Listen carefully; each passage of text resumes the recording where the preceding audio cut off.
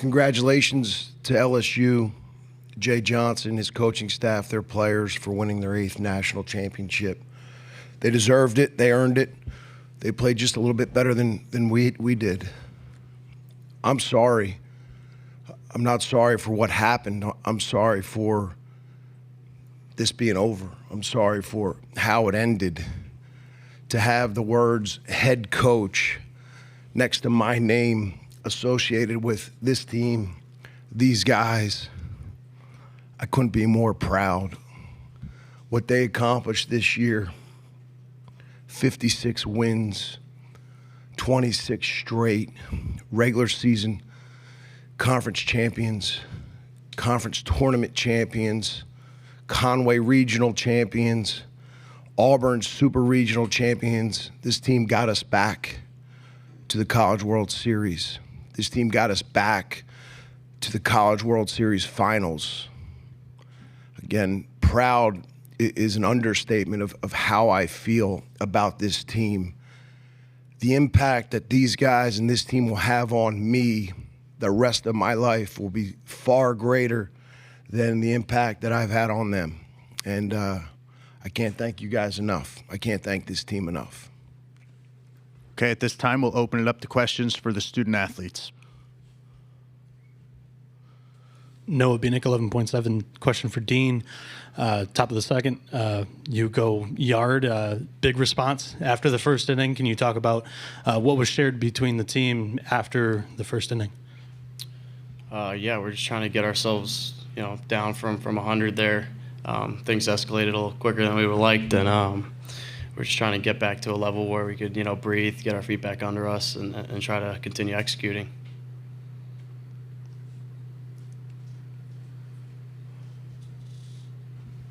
Should probably just ask Wells.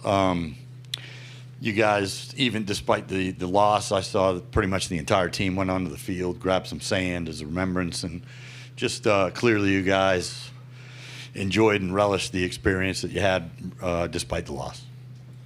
Yeah, I mean, for me, this was it for me. So, yeah, I mean, my apology. Yeah, these are my guys, man, and I just want to thank Coach Schnall and the rest of the coaches for giving me the opportunity to come here. And, yeah, this is something that not just me, but this entire team will remember for the rest of their lives. And, these are my brothers, and I love everybody in that locker room. Noah Bieniek, 11.7. Question for Caden. After I think it was the second inning. After the second inning, ESPN cameras caught Jacob talking to umpire Campos. Was he bothered by the third base coach of LSU today? Well, what? What was it? He was talking to the home plate umpire walking back to the dugout. I think it was after the second inning, motioning towards over by third base. Do you know possibly what that was about? I don't think it was anything with the third base coach. I think it was something with the pitch comm. Maybe just, I don't think it was anything with the third base coach. Any more questions for the student athletes? We'll take one more. Aaron Fitt doing baseball. Obviously, you guys ran into some really good pitching out here. What did you see out of Ianson? Whoever wants to chime in there, what makes him so tough? I think he was just able to mix well. I don't think it was everything too overpowering for us as hitters, but you had a good day. And, hats off to them. I think that's really it. Caden, Dean, Wells, we appreciate your time.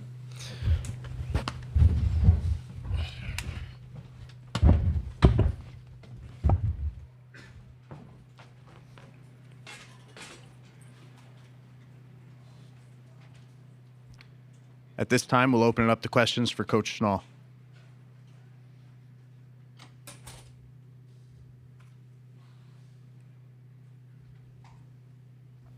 Noah Bieniek, 11.7. Coach, the 28th pitch of the first inning, were you warned prior to it? And then I know the home plate umpire kind of turned his back and walked away. Were any words shared from him to you afterwards? There's 25,000 people there, and I vaguely hear a warning issued.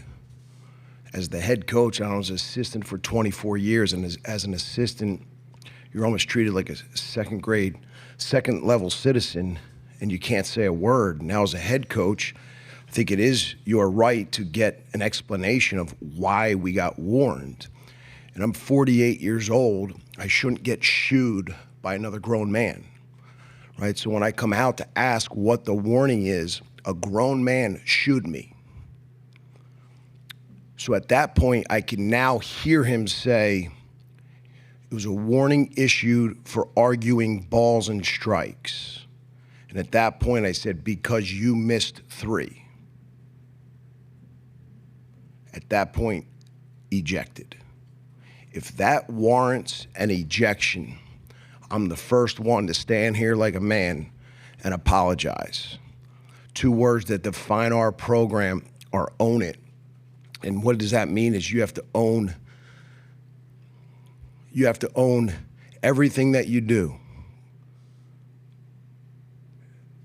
without blame, without defending yourself, without excuses.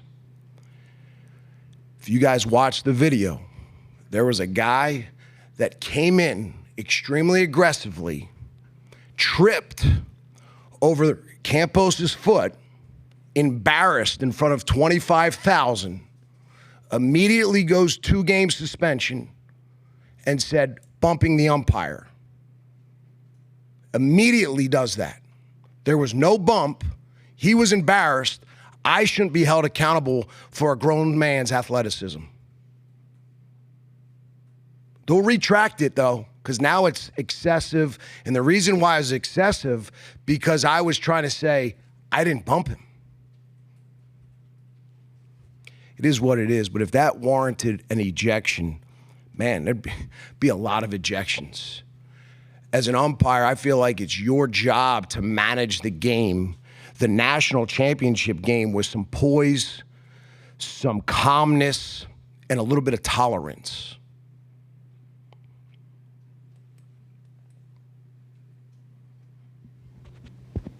Coach, just to follow up, obviously that was a supercharged first inning, and it seemed like your team was able to settle in. I mean, obviously you're still watching the game. What did you see from the way that your club responded to kind of the emotions of the start of that game?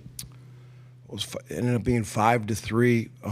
You got to give their pitcher credit. The breaking ball was pretty good. There's a reason why so many strikeouts, and we were just expanding the zone a little bit too much. That said, we got a couple good swings, and we were right there in it. We just couldn't get enough swings. I mean, it just came down to we kept getting guys on base. We just couldn't deliver enough hits, and a lot of that, you got to give them credit. Their pitchers threw very well.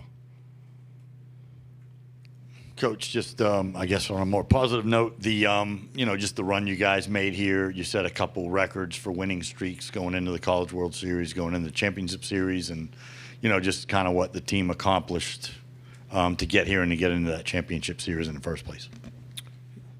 Incredible, and that's why I feel a little gutted right now, because the talk is going to be about the ejection, not this team, and it's not right. The front row seat should be the 2025 Coastal Carolina baseball team, not what happened in the first inning.